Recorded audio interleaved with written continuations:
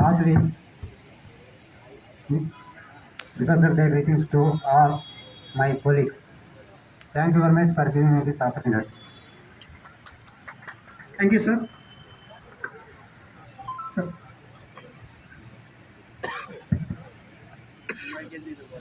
77వ republic day శుభాకాంక్షలు.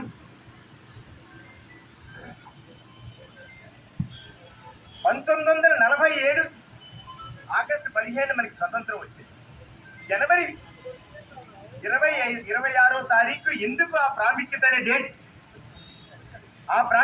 Date గురించి ఆలోచిస్తే 1930లో సంపూర్ణ స్వతంత్రం కావాలని జనవరి 26న జాతీయ కాంగ్రెస్ రెజల్యూషన్ పాస్ చేసింది.